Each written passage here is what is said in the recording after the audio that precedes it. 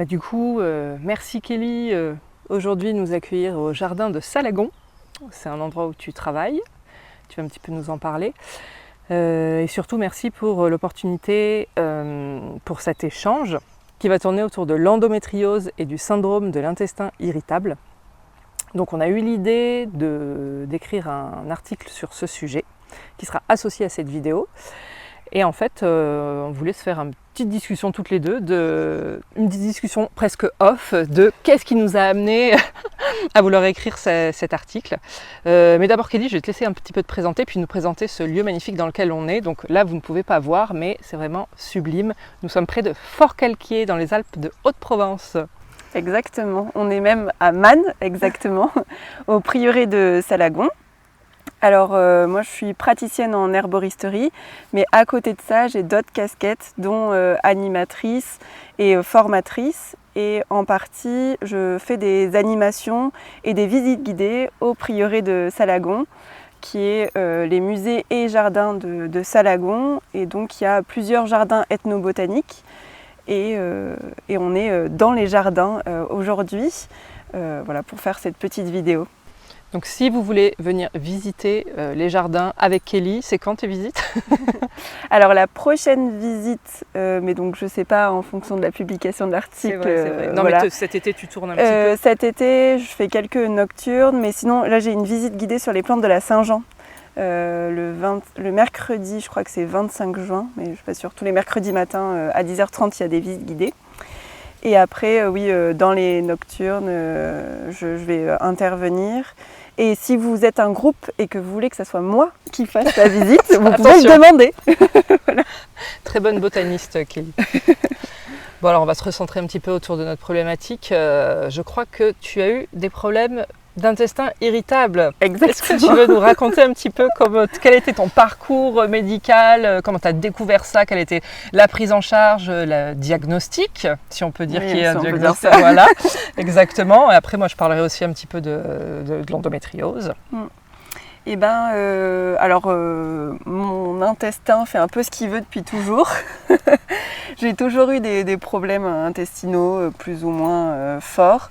Alors, j'ai beaucoup appris à écouter mon corps, et donc je savais, en fonction de mes maux de ventre, si j'étais angoissée, si j'étais triste. Enfin, voilà, tout se passe par la sphère digestive chez moi. Et pendant ma thèse, j'ai eu vraiment des moments de fort stress. Il y a eu le Covid au milieu, donc ça n'a pas aidé. Et ça a été vraiment très compliqué à gérer. Et j'ai commencé à avoir de plus en plus de problèmes digestifs, associés à des états dépressifs, parce que souvent ça va un peu avec. Lien avec le système nerveux central. Il y a un gros lien entre le système digestif et le système nerveux. Donc voilà, je suis allée voir le médecin qui m'a expliqué qu'en fait c'était normal d'avoir mal au ventre quand on faisait une thèse, parce que c'était stressant, et donc voilà, il n'y avait pas grand chose à faire.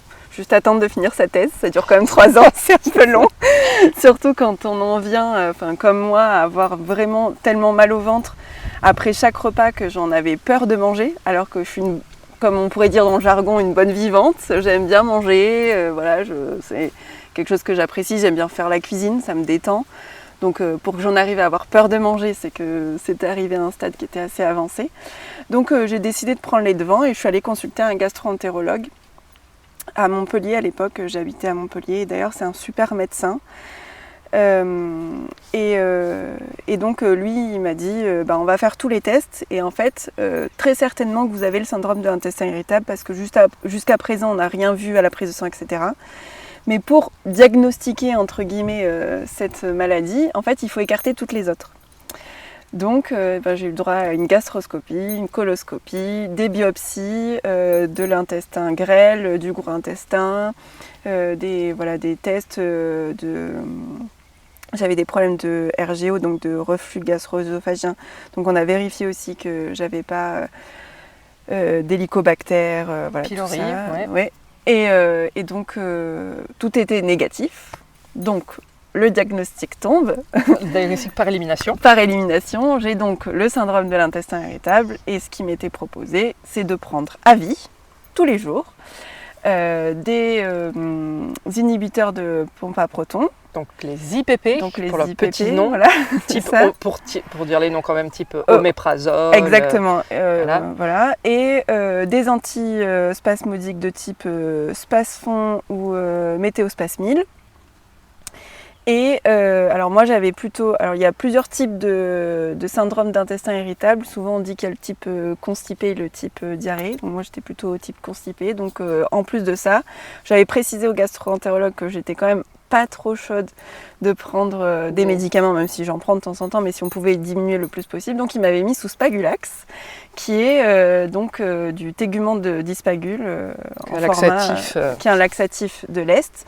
En format remboursé. Alors du coup, c'est de tégument plus du sucre, ce qui n'est pas forcément... Voilà.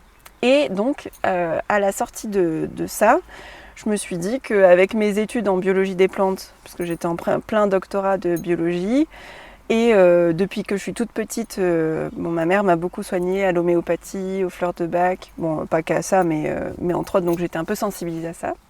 Je me suis dit, je vais peut-être essayer de trouver une solution qui me paraissait plus ok pour moi en me tournant plutôt vers la naturopathie. Et c'est là que j'ai décidé de m'inscrire à un DER-Plan à l'école d'herboristerie de Montpellier, où j'ai eu aussi des enseignements de médecine chinoise.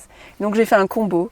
J'ai été voir une personne qui pratiquait la médecine traditionnelle chinoise. Donc j'ai fait de l'acupuncture, j'ai pris des plantes chinoises, j'ai pris des plantes d'ici. Avec tous mes cours, je me suis fait un protocole alors moi je suis intéressée, je vais creuser un peu. Dis-nous un peu ce que tu as pu mettre en place, quelles étaient les plantes, quels étaient même les dosages, etc. Des choses un peu précises. Alors, même si ça a été plusieurs protocoles différents que tu as pu mettre en place, mais des choses qui ont pu marcher avec toi par exemple. Ça a été très expérimental. Oui, mais c'est parfait. Nous sommes nos propres cobayes et on n'a pas honte de le dire. Oui, voilà. Oui, donc puisque voilà, comme chacun réagit différemment aux plantes et que c'est pas quelque chose qui est très connu, donc voilà, on nage un peu en eau trouble. Mais moi, ce qui m'a le plus soulagée, alors ça a été une combinaison. Déjà, l'acupuncture, ça m'a beaucoup aidée à réguler un peu le fond. C'est l'impression que j'en ai eue. Ça m'a aidé à réguler le fond et à donner un bon pilier pour travailler sur le terrain. Donc j'ai pris de la gémothérapie de noyer pour aider à rééquilibrer le microbiote. À la sortie de la coloscopie, du coup, comme j'avais fait un nettoyage total de mes intestins, j'en ai profité pour enchaîner sur le régime FODMAPs, enfin sans FODMAPs. Qui est un régime assez strict à vrai dire. Donc on n'a pas le droit au gluten, pas le droit au lactose. Il y a pas mal de fruits et légumes aussi qui sont du coup, il y avait quand même suspicion de SIBO associée au... Crohn aussi. De Crohn parce que j'avais aussi du sang dans les selles. Ouais. Donc du coup, il y avait quand même il y avait des suspicions de choses plus graves entre guillemets.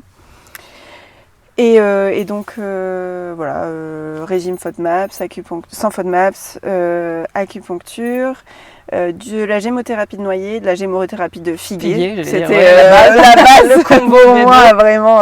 Puis en plus avec mon terrain depuis toute petite où j'avais vraiment le système nerveux et digestif qui était très connecté et qui se parlait beaucoup, c'est un peu. Maintenant c'est devenu mon incontournable. Hein. Il est presque quotidien. Enfin quand j'y pense. C'est ça aussi. Voilà. Et après, c'est les tisanes de verveine citronnée qui m'ont vraiment apaisée sur le côté spasme. T'en prenais toute la journée. En continu? Ouais, quasiment en continu. Là, je pourrais pas dire de dosage parce que c'était... D'accord. Oui, mais savoir si tu t'en faisais une par jour. Non, c'était... Je pense que j'étais bien au litre qui est conseillé en herboristerie. Donc tu faisais même pas de synergie, hein, juste verveine citronnée. Verveine pure. Bon, après, des fois, je mettais d'amélis, des fois, je mettais un peu de camomille. Enfin bon, voilà, ça dépendait un peu de ce que j'avais. Mais la base vraiment de ma tisane, c'était la verveine citronnée. Du coup, attends, association d'idées avec ta gémo de figuier et de noyer, parce que Kelly est aussi productrice d'une petite qui commence à s'agrandir gamme de gémothérapie. Donc c'est à ce moment-là que tu t'es dit que tu allais te lancer ta gamme, non? Oui, clairement. Tu avais une trop grosse consommation, tu t'es dit il faut que je la fabrique. En fait, je travaillais en laboratoire, donc je me suis dit... j'avais envie de manipuler et puis de connaître un peu mieux les plantes que j'utilisais aussi. Et donc en fait, j'ai commencé par créer ma gamme, mais juste pour moi, de figuier principalement. Donc j'ai fait des tests, figuier, genévrier, j'ai fait un peu les plantes qu'il y avait autour, voilà. Et puis petit à petit, j'y ai pris goût. Et puis il y a des gens qui ont commencé aussi à me demander, qui ont testé, ça marchait bien. Donc les gens, au début je les offrais, et puis les gens ont absolument tenu à me rémunérer. Donc petit à petit, voilà, ça a commencé comme ça. Et quand j'ai fait l'école d'herboristerie, je me suis vraiment trouvé une passion dans l'accompagnement des gens.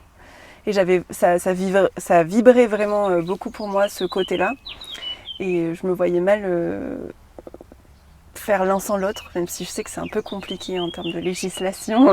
Après, tant que tu ne Mais, vends pas ta propre gamme lors de tes conseils, ça, c'est tout bon. ça n'arrive jamais, puisque de toute façon, je vends ma gamme que à une petite herboristerie. Enfin, maintenant, il y a plusieurs endroits, mais...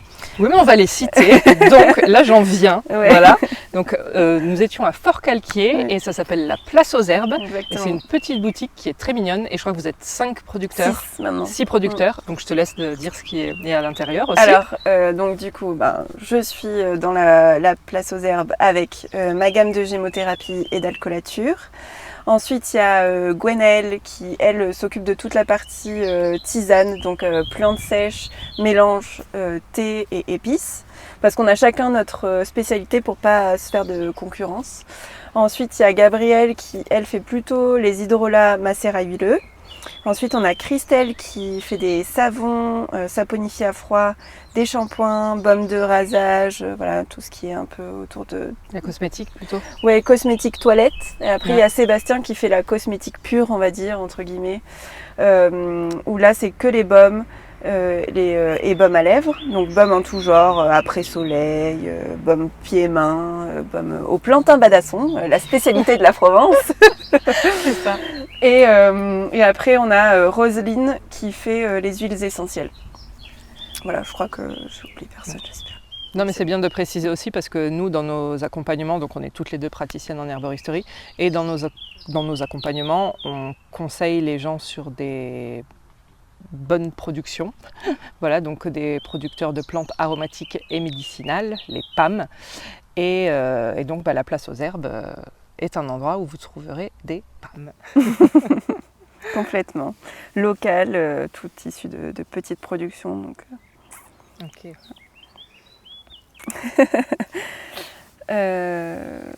J'en ai perdu le fil.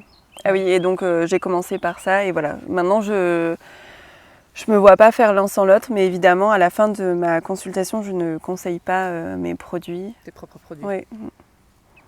Voilà, je donne plusieurs choix, et après les gens font ce qu'ils veulent. Ok. Bon, donc c'est vrai que donc là, cette vidéo est liée à l'article, donc problème digestif et endométriose. Et toi, c'était plutôt l'endométriose. Voilà, donc moi c'était plutôt le côté endométriose. Donc, mais là, on vous a fait un article qui lie les deux quand même, parce que les deux pathologies sont liées. Et très souvent, des femmes avec des syndromes de test irritable ont de l'endométriose et inversement. Et moi, j'attends toujours que le diagnostic soit posé après toutes ces années. Parce que donc moi, depuis mes premières règles, j'ai eu mes règles à 13 ans. Depuis mes premières règles, j'ai des douleurs terribles, clouantes au lit et totalement invalidantes. Ensuite, quand j'ai commencé à avoir des rapports, pareil, donc ça s'appelle des dyspareunies et il faut en parler aussi. Mais les douleurs pendant les rapports sexuels, c'est un gros handicap. Et en fait, ça m'a suivi toute ma vie. Et quand j'étais gamine, on ne parlait pas trop d'endométriose. Et puis récemment, en fait, mes premiers examens, vraiment, ils ont été assez récents. C'était 2019 parce que j'ai commencé à avoir vraiment des très... J'ai jamais eu de règles hémorragiques, mais j'avais des douleurs énormes. Et puis un syndrome prémenstruel terrible aussi. Je gonfle beaucoup. Mon corps varie énormément avec mes hormones, avec tout ça. Donc je me retrouve avec avec le ventre d'une femme enceinte de 4-5 mois en SPM. Oui.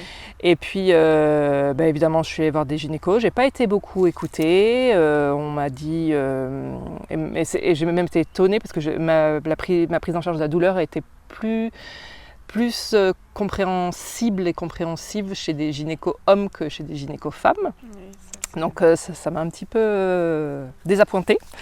Voilà. Mais en gros, on m'a mis très tôt sous Antadis, sous pilule en continu.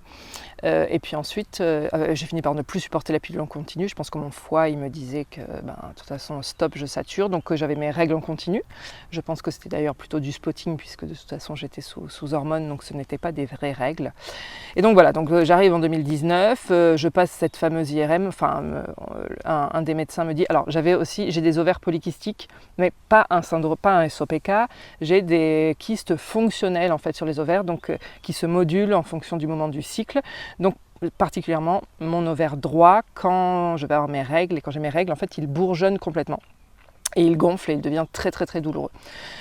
Voilà, donc ça. Et aussi, autre chose qui peut jouer, parce que j'étale tout, mais c'est pour que les femmes aussi se reconnaissent, c'est que j'ai un utérus rétroversé. Donc c'est juste une particularité physiologique, mais ça entraîne, entre autres au niveau des dyspareunies, c'est un facteur de douleur qui est là, qui est présent. Donc voilà, donc je fais cette fameuse IRM, donc un examen qui n'est pas du tout agréable. Concrètement, on vous donne une énorme seringue remplie de gel qu'on vous demande de vous insérer dans le vagin pour ensuite vous faire passer l'examen. Donc là, comme la plupart du temps dans l'endométriose, en fait, on ne voit pas grand-chose. Donc après, j'ai souhaité, je voulais être opérée, je voulais qu'on m'ouvre pour qu'on me dise si vraiment j'avais des lésions ou pas, sauf que comme je n'avais pas de désir d'enfant, les gynécos n'ont pas voulu m'ouvrir.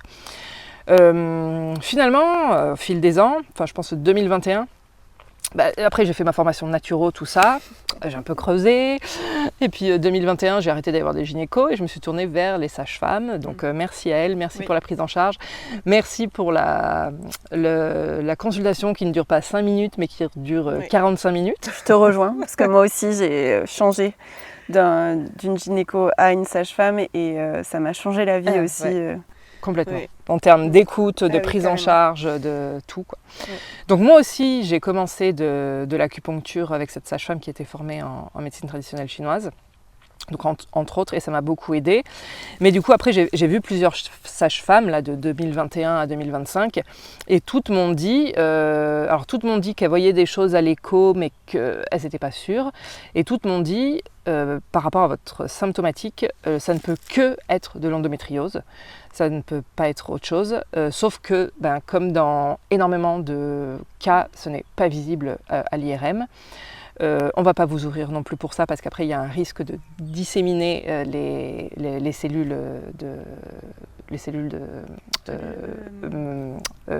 j'allais dire malignes, non, c'est un grand mot, mais bon, voilà. Finalement, les seules solutions qu'on m'a proposées, en étant tout à fait honnête avec moi et moi de toute façon en discutant avec elle, c'était de toute façon c'est soit la pilule, c'est la pilule en continu, quoi, clairement, voilà. Quoique j'ai bientôt un nouveau rendez-vous avec une sage-femme spécialisée en endométriose, donc peut-être, il y a des nouveautés, des choses qui se mettent en place, donc je vais aller discuter aussi avec elle, mais ça a été c'est un parcours du combattant. Depuis que je suis adolescente, j'ai testé énormément de choses et je teste encore beaucoup de choses, beaucoup de plantes pour soutenir le foie, pour la détoxification potentiellement des oestrogènes, en sachant que j'ai fait un bilan hormonal plusieurs fois, que je ne suis pas en hyperoestrogénie non plus, je ne suis pas en hyperprolactinémie non plus. J'ai un bilan hormonal qui est correct, mais je me suis dit qu'il fallait quand même aller soutenir à ce niveau-là. Après, les infusions me font du bien et j'en parlais là avec Kelly. Et les infusions. Quel type d'infusion alors? Justement, des infusions d'Achillée millefeuille, toutes simples. Et il y a une période où je m'en faisais et maintenant j'ai du mal. Cette question de l'observance et de garder un rythme et de garder une routine. En fait, ce qu'on peut vous conseiller, nous en consultation, en fait, on a énormément de mal à le mettre en place au quotidien. Donc j'arrive pas à être régulière sur mes tisanes et pourtant ça me fait quand même un bien fou. Des oméga 3 bien dosés aussi, sur du 2500 mg par jour au minimum, donc 2,5 g. Donc c'est un peu plus que ce qui est recommandé habituellement, mais ça fonctionne assez. Là je suis dans le test un petit peu aussi antioxydant, donc tout ce qui va être quercétine, resveratrol, ECGC, etc. J'arrive pas à dire et à voir si je vois une amélioration ou pas. Je me dis que de toute façon, vu que je lutte contre le stress oxydatif et contre l'inflammation, je pense que qu'il ne peut pas y avoir de mal là-dedans. C'est sûr. Et sinon, une plante qui m'a énormément aidée, ça a été le gâtillier. Dosé entre, bon, j'ai un peu varié, mais on va dire, et pas dosé beaucoup, hein, mais à 500 mg par jour, l'équivalent un peu d'une gélule. Mais je l'ai pris pendant très longtemps, non, je l'ai pris de août à récemment, là, donc un peu plus de 6 mois quand même. Enfin, même Presque un peu, un an. ouais, presque, ouais, on va dire 8 mois. Par contre, alors j'ai eu des énormes bénéfices sur mon syndrome prémenstruel. Là vraiment, même en termes d'humeur, de douleur, de gonflement, etc. Ça a été vraiment assez salvateur. Par contre, ça m'a réduit mes cycles. Donc j'ai déjà des cycles courts qui durent entre 26 et 28 jours. Là, ça m'a laissé à 24 jours. Donc après, ça commence à avoir ses règles toutes les 3 semaines. Voilà, c'est un peu compliqué. Et sinon, j'ai testé de la gémothérapie de framboisier. Je dirais pas que ça a été foufou, mais j'ai quand même senti un petit plus. Donc c'est notable. Et de toute façon, après, moi, vu que je gonfle beaucoup, etc., tout ce qui va me permettre d'éliminer donc des plantes type ou frênes, aubier de tilleul. Mais oui, c'est vrai qu'on pourrait aussi prendre des plantes un peu plus circulatoires. C'est vrai que à ce niveau-là, ça a vraiment aidé.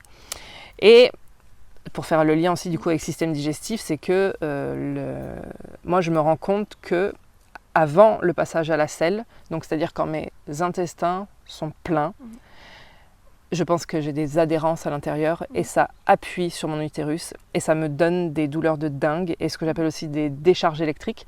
Donc les personnes par exemple qui font des proctalgies fugaces, donc peut-être que vous connaissez, c'est parce que c'est plus courant, parce que moi je parle souvent de mes décharges électriques dans l'utérus, on me regarde comme ça. Donc faut penser, les personnes qui ont des décharges électriques dans l'anus, c'est très très courant. Et bien en fait c'est la même chose, mais là c'est dans l'utérus. Donc je pense aussi qu'il y a un côté neuropathie dans cette histoire-là. Et en fait, le système digestif, le système gynécologique, le système urinaire aussi, parce que oui, moi j'ai fait des infections urinaires, mais toute ma vie ça a été terrible. Ça va mieux maintenant.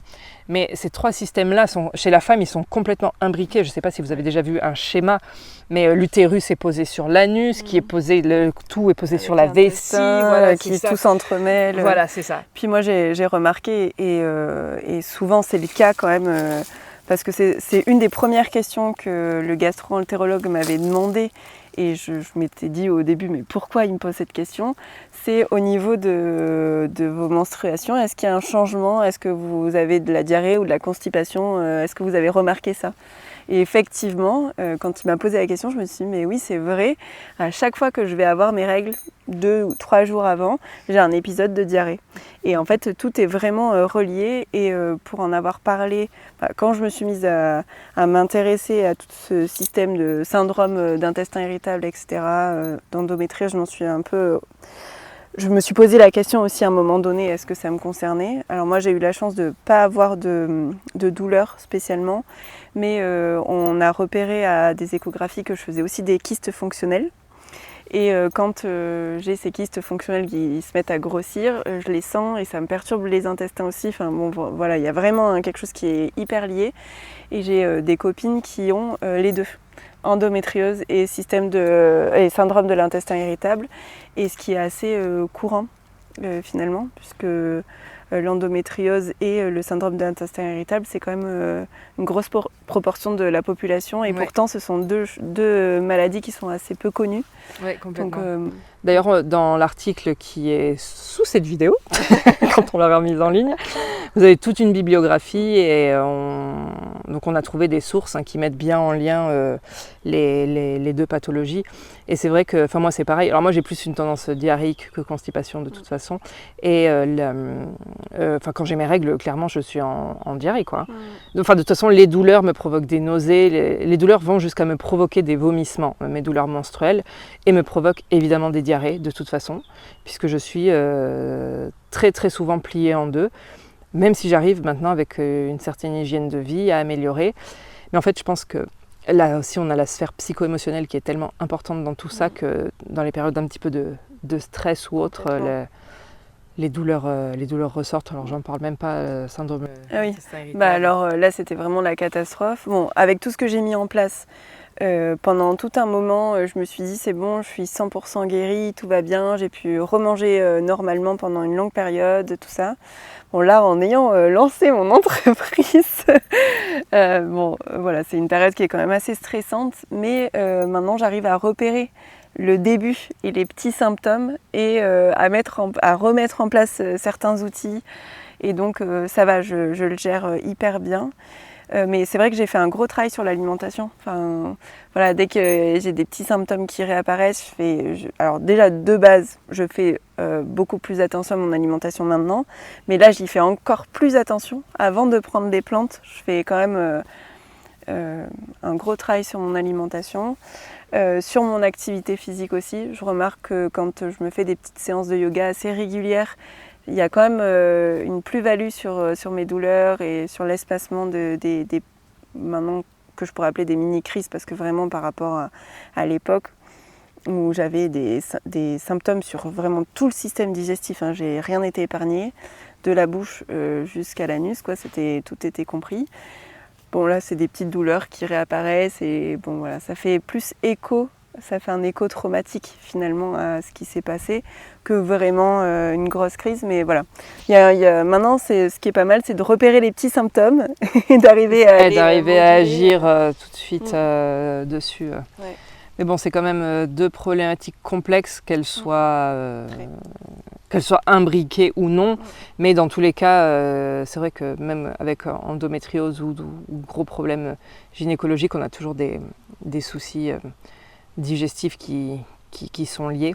Oui, et avec le stress, comme tu disais, le système nerveux là, qui s'emballe par-dessus. Complètement. C'est pour ça que sous cette vidéo, de nouveau, on vous a mis. Donc on ne vous recite pas, là c'était pour vous parler un peu de notre parcours et de ce qui nous a amené à vouloir écrire sur ce sujet. Mais là on a vraiment creusé, on vous a fait remonter des techniques naturelles qui ont fonctionné sur nous ou qui marchent aussi bien dans nos accompagnements. Et à la fin, vous avez aussi des protocoles un petit peu plus complets que vous pouvez essayer de mettre en place en sachant qu'on ne se soustrait jamais à un avis médical, qu'il faut évidemment aller consulter son médecin et que les protocoles ou les conseils qu'on vous fait, c'est vraiment à titre aussi informatif. On a le droit de faire remonter ce qui fonctionne et je pense qu'il faut. Et je pense qu'il faut de l'entraide et de la sororité aussi entre femmes parce qu'en fait on est énormément à galérer. Ouais, énormément seul mais énormément à galérer aussi au quotidien avec toutes ces problématiques. Et on a quand même nos règles tous les mois et on va quand même aux toilettes tous les jours. Donc ça commence à faire plein de problèmes quoi. Rapidement. Voilà, c'est ça. Et je voudrais rajouter aussi que voilà, tous les conseils sont à titre informatif et que si vous vous sentez perdu, n'hésitez pas à consulter des professionnels qui sauront vous guider. Et je pense que c'est important aussi, par exemple, comme nous sommes praticiennes en herboristerie, d'aller voir un ou une praticienne en herboristerie qui sera vous donner les clés pour vous autonomiser dans l'utilisation de tous ces outils. C'est sans faire notre propre pub en fait. Non, c'est pour ça que j'ai dit un ou une praticienne en herboristerie, peu importe qui. Parce que même quand on est formé en plantes, quand on est formé en naturopathie, en micronutrition, etc., en fait on est tellement démunis face à notre propre cas que moi-même je suis allée consulter une amie naturopathe qui m'a beaucoup aidée. Non mais complètement, et que dans mon quotidien je demande aussi à des amis ce qu'il en est parce que se prendre en charge soi-même, c'est un peu comme faire sa propre psychothérapie aussi. Ouais, c'est pas facile. Non voilà, c'est pas facile. Donc n'hésitez pas, on est vraiment maintenant, je pense, dans un système de santé qui se veut de plus en plus intégratif et qui doit l'être. Donc allez consulter votre gastro, votre médecin traitant, etc. Mais regardez autour de chez vous pour aller voir aussi des praticiens en herboristerie ou des naturopathes pour vous aider aussi dans les maux chroniques parce qu'on peut vraiment voir une différence.